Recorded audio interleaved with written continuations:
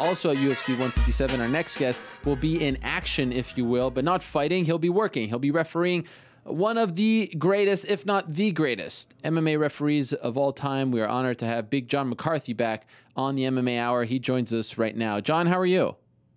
I'm good, Ariel. How you doing? I'm doing great. So you were just in New York, my hometown, my adopted hometown now for the MMA Expo. How was it? It was good. They had a lot of good people that were there to watch the amateur fights they had and just to see some of the products and everything that was out. It was all the fans were great. They were very receptive to all the fighters that were there. It was a good expo overall. So you're working UFC 157 this weekend. You don't know which fights you'll be refereeing yet, right? No, not yet. I don't. Would you like to? I mean, it almost seems fitting, Big John, the most famous MMA referee out there, to referee the first ever women's match, title fight, UFC history. I mean, it makes too much sense. I know, obviously, you can't really campaign and whatnot, but deep down, can you admit that you'd like to get that assignment? I like to get every assignment, Ariel. Okay. I mean, look at what I like to do. I'd like to do the Ronda's fight. I did Ronda's very first pro fight, and she's a phenomenal fighter. And I've done quite a few of Liz's matches, and she's a great fighter. She's a tough girl who goes after people, so it should be a really good fight. Are you going to campaign to get the fight? Absolutely not. I don't do that. No, of course. I don't campaign to do shows. I don't. If someone wants me and they call me, I'll go. But I never ask for anything like that. That's not the way I do business. Are you surprised that 20 years after UFC 1 that we're getting a women's fight? Are you surprised it took this long? Are you surprised it's happening now? What do you think about it? You know what? I think I'm a little bit surprised that it didn't happen a little bit before now. But I think, it just took the right elements to come together, and, Dana's been a guy who's kind of been against women's MMA. And I understand. I don't think he's against women's MMA as far as the fights. I just think he's looking at the stable of fighters that's out there for him to, put into it are not that great even at this point still. And so I think that's been part of the stumbling block. I think at one point they probably would have thought about trying to put Gina Carano, in a UFC fight when she was at her peak and very popular and stuff. But I think Ronda's just a little bit more. She's got that Olympic background. She has, no matter what anyone says, I tell people all the time the sport has evolved so much, and there's so much going on in the sport. And you look at Ronda, and she's brought it back to that basics. That she's, everyone knows, oh, she's going to do an armbar. Well, that's what they think. Well, that's not easy to pull off, and she's done it in every fight she's ever had, be it amateur or pro. And so, when you have somebody that's able to do that, when people know what you're good at and know, what they're going to work at stopping, and she can still pull it off, that kind of person is a person that you can, as being part of, the UFC promotion, you can promote that kind of person. You can say, hey, this person's special. They can do things that, people know is coming, and they still do it. That's pretty impressive.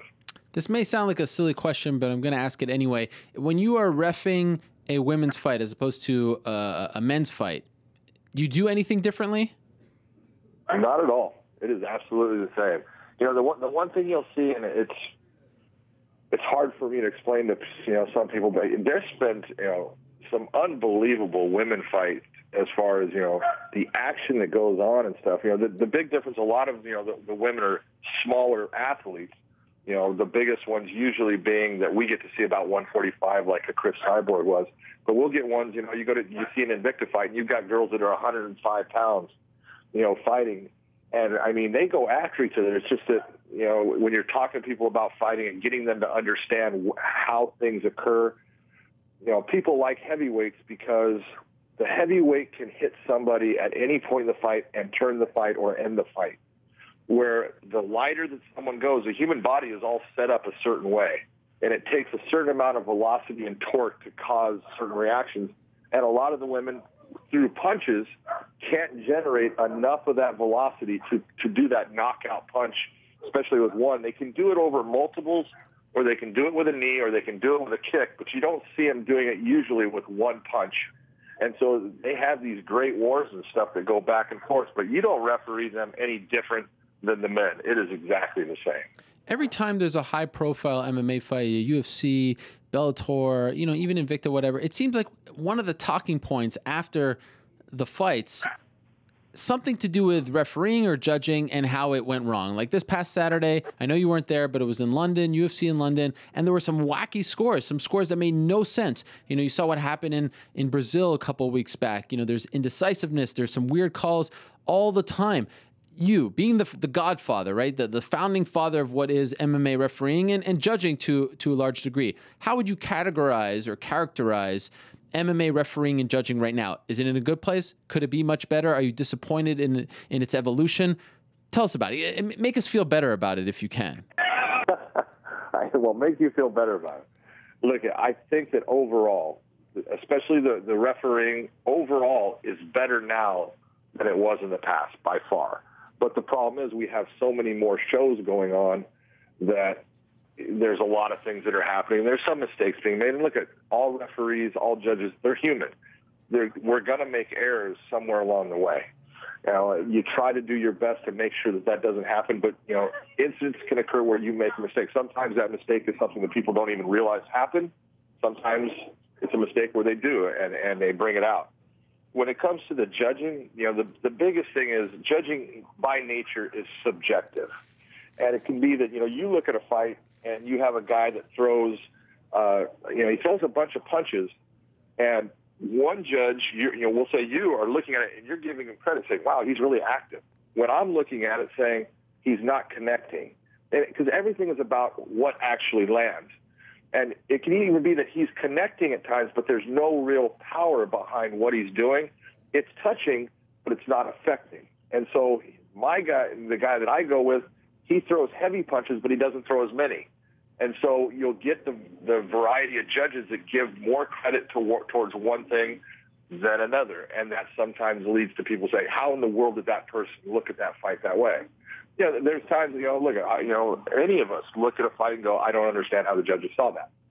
And that's just, it is, by nature, it's the subjectivity of it all. And it's also, there are times, that I can tell you there are fights that being the referee inside, there's no doubt in my mind, fighter A won over fighter B.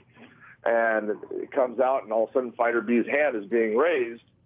And I look at it and go, how did you see it that way? And then by looking at it, I'll see which judge went with fighter A and which two judges went with fighter B. And you'll see sometimes, it's where the fight takes place compared to where they're seeing. Right. When you're looking at a UFC, there's not a whole lot of excuses. You got a monitor in front of you.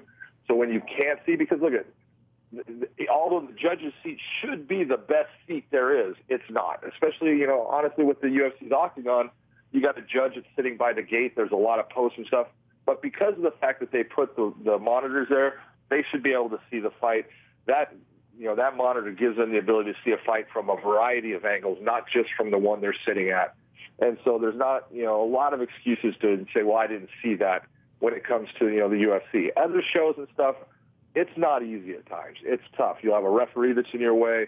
You'll have fighters that are on the other side of the cage, and you really can't see what's landing. You can see the motion, but you can't see if it's truly landing at times. And so that can cause problems for judges. My biggest problem is refs, judges, it feels like they don't all go by the same rules. Like you'll see one ref stand up a fighter when, he just passed guard and, he's doing good work on the top. You'll see, judges score fights completely out of whack. Do you feel as someone who knows more about this than anyone, that you watch some of these fights and it's like, what are they doing? They really don't understand what MMA is all about. If you're standing a guy up after he just passed guard and he's in mount, what the heck are you doing? You have no business being in there, right? I absolutely agree with you, Ariel. That's look at we say things to the fighters in the back, and I'll talk to fighters, and you'll get fighters that'll sit there and they'll want you to stand them up, and you go, "There's no way in the world I'm standing you up." Don't look to me to get you out of your problem. Get yourself out. Right. And we'll tell them in the back before. Look, when I'm going to stand a fight up, and if you watch, I will stand the fight up. And what I say, generally, normally, usually, when it's close to an even position. If you're in guard or even half guard, and the action has stalled to the point, and I give you warnings, or I need you to get busy, and nothing really changes, you show me that you can't do anything, I'm going to stop you. I'm going to restart you. But if you get to dominant positions, being side control, mount, back, the only way in the world that I would ever stand somebody up out of that, and I've done it once, and I tell the story, it's Jeremy Horn, is you go and you either clamp down and you're the one stalling the fight because you're not doing anything. You have a superior position. You have an advantage. All I need to see is you trying to do something to bring about an end to the fight. I don't care what it is. I'm not there to tell you that you need to punch him. I'm not there to say you need to elbow him. I'm not there to say you need to knee him. I'm not there to say you need to go for a submission. You do whatever you think is best, but I need to see that you're going after doing something that can end the fight. That's all I ask of you.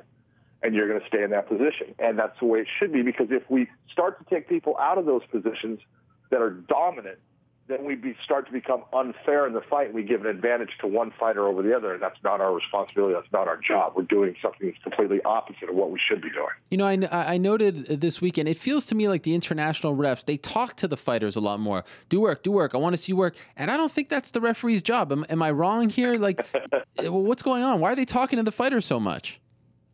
Well, you know, we do talk to fighters and stuff, but as far as, you know, do work and stuff like that, I mean, it's...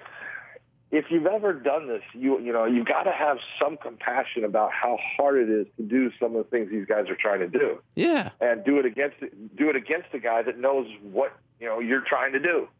And when you'll get guys in these mad scrambles and stuff, and you'll see guys they'll finally end up in a position on the ground, and you'll see a referee come in and 5 seconds later say, "Come on, work," and it's like, Jesus Christ, don't you think they just did?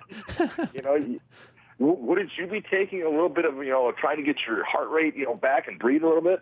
You've got to be reasonable in the way you're looking at things. And that's where, sometimes that's what separates, the referees that fighters want to have, doing their fights compared to others, because they understand the complexities of what's going on, and you're not doing those things. But, you're going to get a lot of people say, well, you're coaching. It's like, I heard it from when, I had, John Dodson against Demetrius Johnson. And people said, well, you were coaching him as far as hand coming up and down. No, I'm trying to keep the fight from having a foul. Okay? And that's because Dodson is using a rule to try to protect himself. The rule was not put in place to have someone take and put their hand just to the ground and hold it. And it's something that needs to be looked at by the review committee. Yep. But all these things that happen, fighters are always going to push things to the limit of what they can within the rules. I don't blame them, and we need to then look at it and say, all right, you're going to have to put yourself in a down position to say that you're down. We're not going to say you can put your hand down. If that happens, great, then we'll do it. If it doesn't, then we'll continue on with what we have. But you're going to always have people that are going to say, well, you're coaching someone. You're never coaching a fighter. Trust me, the fighter doesn't need to know what I'm going to say or what someone else is going to say as far as what they should do.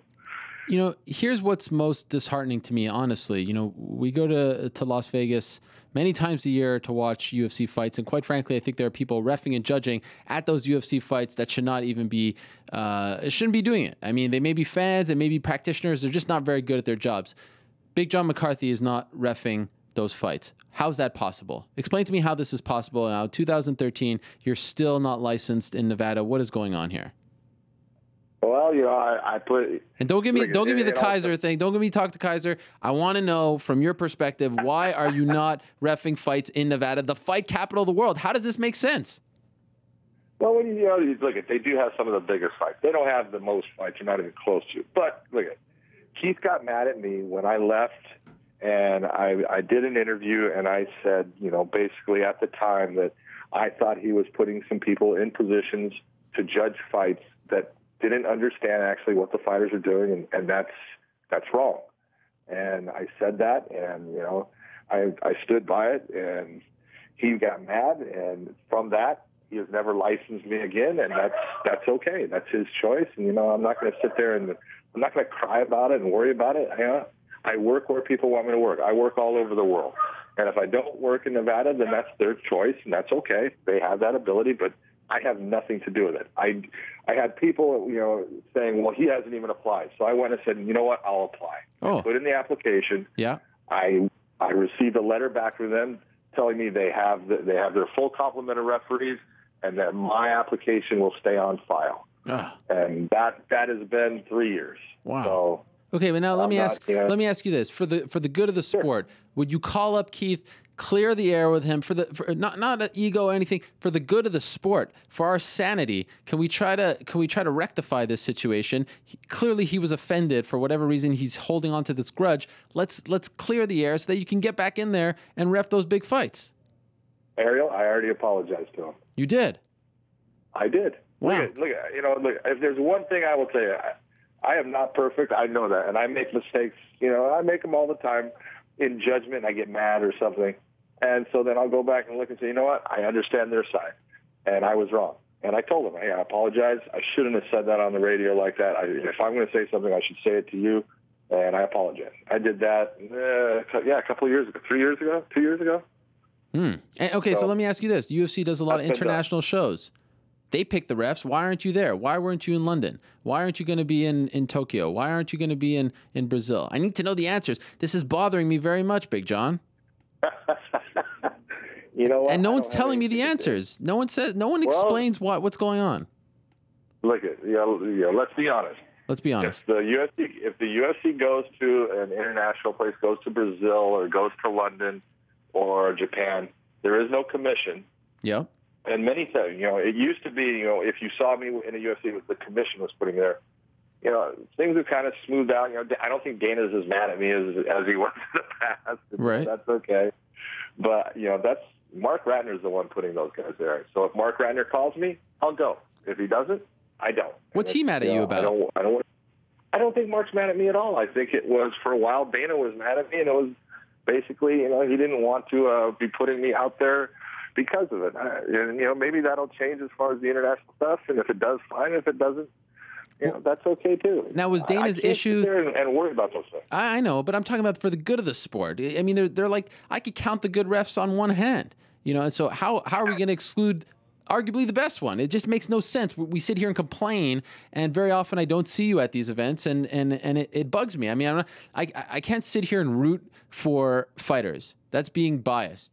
But I feel like I can root for referees and judges because that's for the betterment of the sport. And when you're not there, I find it crazy. Now, explain to me again, or remind me, why was Dana mad at you? You know what? I think there was a couple of things. First off, the way I left, what didn't fit well, and there's a whole lot behind that. But people all the time, and I joke about it with people. At the MMA Expo yesterday, someone asked me, if you could fight anybody in the UFC, who would it be? And I get asked that all the time. I don't know why. First off, I'm an old man. I said, second off, I said the same answer every time. Dana White. Now, I don't say that because I want to beat up Dana. It's the only guy that I could possibly beat, okay? He's the only guy in my weight class. I couldn't fight any UFC fighter now in the weight class. They beat my ass. So I say it as a joke. But, there's people that are going to sit there and go, oh, you're mad at him. I'm not mad at Dana at all. And I don't personally think Dana's mad at me now. We've talked a couple of times. He has come up to me at shows that I've done. He's told me, hey, thank you very much. You did a great job. I appreciate it. I've told him, hey, thank you for having me. I'm very cordial with Dana. I have no problem with Dana, and it's a matter of if they call me, I'll go. If they don't, I won't. Okay. I'm not the guy that's going to call Mark Ratner and say, hey, Mark, please. I don't do that. It's just not who I am. Okay. Well, now that I know, may be wrong. Now that I know that you picked a fight with Dana, now I understand why they won't use you. I'm just kidding. Okay. Final thing before we let you go, and this has been great, and I really appreciate you coming on. If I'm a young fan, if I'm a referee trying to climb the ranks, and one of the things that really bugs me is like if the UFC goes to Charlotte for the first time, that doesn't mean that the local Charlotte referee gets a shot at the big time. That makes no sense. That's like if the NBA moved to Oklahoma City, all of a sudden an Oklahoma City local ref gets to ref NBA games. That makes no sense. But anyway, if I'm a young guy or girl that wants to get into this, where can they go through the ranks and learn the right way? Tell the people, enlighten them. Well, let me say this. I hope I don't take too much of your time. The biggest problem is they can go to schools. I have a school. Herb's got a school. We have classes that we put on, training for the ABC, which is the Association of Boxing Commissions, that we go and put on classes for people. Mine is 3 days. Herb's is 1 day, so his is less days for you. But there's no way in the world anyone, after taking a class, is ready, even at that time, to start doing even semi, pro. It's okay to start doing amateur fights and getting your feet wet, because what you need to do is experience the bad things that can happen. Anyone can step into a cage and have two fighters put on a great fight, and they do nothing wrong in the entire fight. So all you're really doing is walking around and going, stop at the end of a round or starting the fight, and anyone can do that. That's a simple thing. It's when things go wrong that it starts to separate the good from the bad. And the biggest problem we have is we have a lot of guys that take my class, take Herb's class, and after 1 year, I want to do the UFC, and they're in a state that all of a sudden, if you want to be an NFL referee, you don't just get to go and 1 year you're in the NFL. If you want to be a Major League Baseball umpire, you don't start off in AA, AAA. You start off in Little League, go to Pony League, go to high schools, go to either college or the double, triple A, and then possibly 15 years down the road, you get into the major leagues. Well, we don't have that with judges and referees in our sport because it's so young. We have a bunch of people that they want to do it right now, tomorrow. Yep. And they're not ready for it. And we've had quite a few go in there. And look, there's a huge difference between doing a UFC and a smaller show just based on the pressure. There's a lot of pressure that's on the official. Even though people don't understand it, it's there. And many times it's, self-induced by that person wanting to do good, and then they have a problem, and then the fans tear them apart, and they're ruined. And so it's not fair to them either to put them in that position, even though it's sometimes, what you wish for is a bad thing. And so we need to get people that are there for the fighters that work their way to being in what is, look, the UFC is the NFL of MMA. That's what, there's no fighter that doesn't want to say, yes, I fight in the UFC. They all want to, because it validates them. But it should be that, when they get to that point, they know that the people that are working with them in the ring are people that absolutely understand what's going on in the fight and do the right things, give them the fairest fight possible. John, always a pleasure. Thank you so much for the insight. We look forward to seeing you work this Saturday, UFC 157, maybe even in the main event, but I know you'll do a great job nonetheless, whichever fight, that you're reffing. Always a pleasure, honestly, and hope to talk to you again soon. I appreciate it, Errol. You take care. All right, there he is. Big John McCarthy stopping by, dropping some knowledge. Hopefully he gets licensed in Nevada soon, and whenever there's a big show, I think he should be reffing.